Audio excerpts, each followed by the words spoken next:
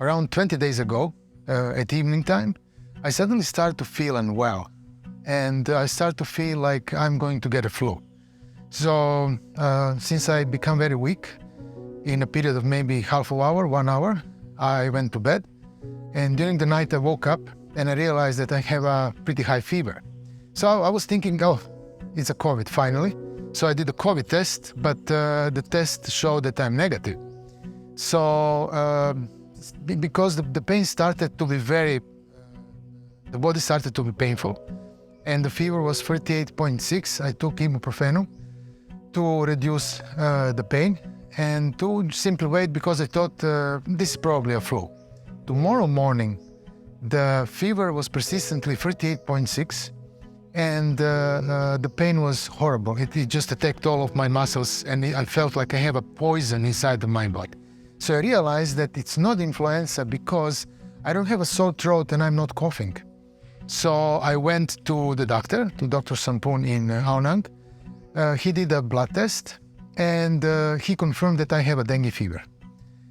From that moment, everything changed because I know the stories about the dengue fever, that it's a very hard disease, that it can actually leave a patient with a lot of damage after the period of 7 to 10 days. In some patients, it takes 30 days to finish the process. That the immune system can kill the virus and get rid of it from your body, and then start the reparation of the body.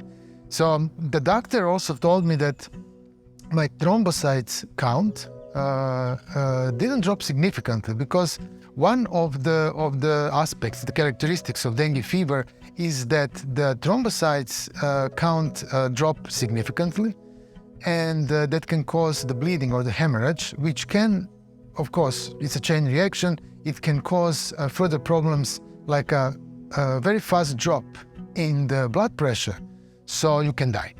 Or besides that, the dengue fever, which is caused by the dengue virus, is also causing the nausea, the pain. You have this feeling of how to say, that you are poisoned, you are very weak, you cannot sleep, so on, so on, so on.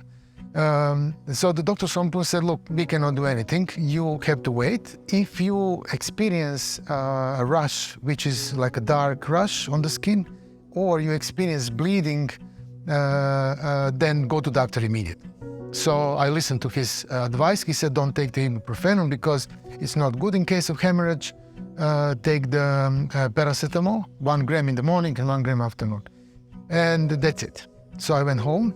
And I went through this process. It took me 7 days total, that the fever dropped from 38.6 to 37.1.2. Then it was, around that for next few days. And then everything was gone in 10 days. Just all of the disease was gone. So I'm the lucky one, because my thrombocyte level didn't drop significantly. I didn't develop hemorrhage.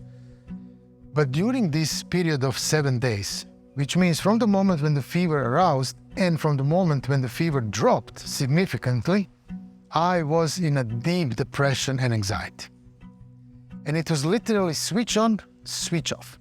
So when it started, the depression was switch on, and when everything stopped, the depression was switch off. That's very interesting, because I'm not a depressed person, and I can have my own personal anxieties from the psychological point of view, but I don't have clinical depression or anxiety. And what I experience is it's a symptom like in a clinical depression, or like in a very strong anxiety, like a mental disease. So I was essentially exposed for 7 days to the symptom of the mental disease. And that's super interesting, because we always think of the mental diseases that it's something that we choose, that it's something that, we simply cannot cope with the world and then we choose it. Of course, there are many aspects of the mental diseases. So, of course, that certain environment and certain development can lead to the change in the behavior, and then the environment, and you will respond differently to environment, which can lead through time into the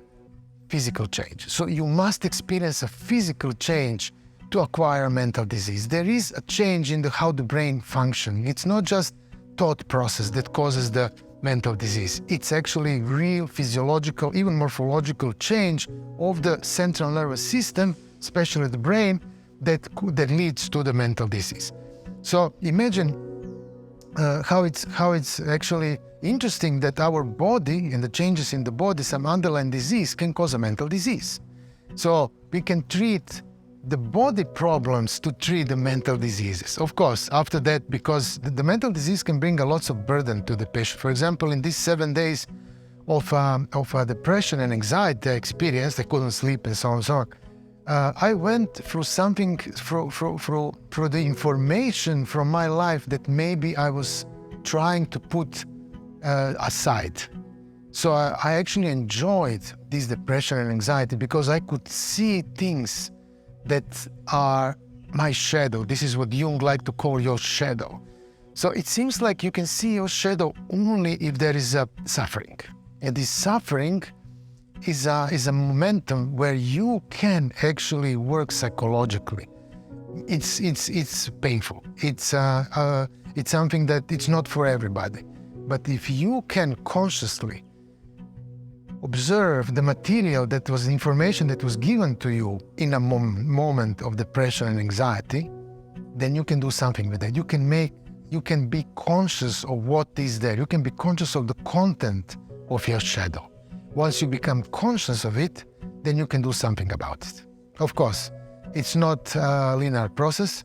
It's not the process that can happen fast, although there is one interesting phenomenon that happened to me after the dengue fever. After the dengue fever, I felt fantastic. First of all, even now, after 20 days, I don't feel like I want to eat a lot, which means that my appetite dropped and it's become like balanced. Same thing happened to me in regard of the stress levels. It's much less. My stress level is now much less. It's like I'm emotionally more balanced than before the dengue fever. So the dengue fever, actually this process that I went through, which is caused by which is purely physical, but it caused the depression and anxiety, helped me to solve some of my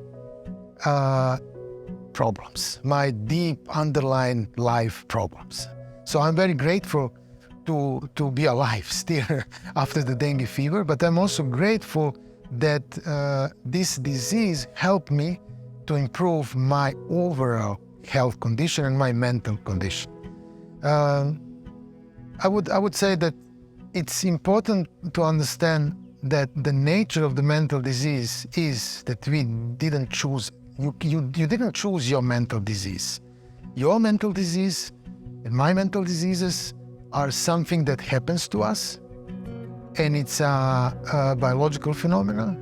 There must be a physiological change of the brain functioning and morphological change of the brain as well. There can be involvement of the behavior, environment, so on, absolutely. But as you can see from this very clear example, the inflammation caused this change from normal mental state to the depressed and anxious mental state.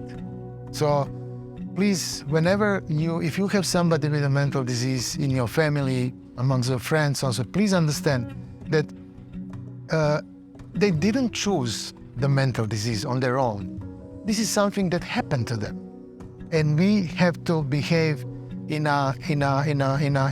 such a way that we can help those people to understand their condition, and we have to help them to heal faster. And we have to help them to understand that there is no guilt on their side. Absolutely none whatsoever. Okay, guys, I just wanted to share a little bit of my recent medical experience with the dengue fever. Stay healthy, and see you soon.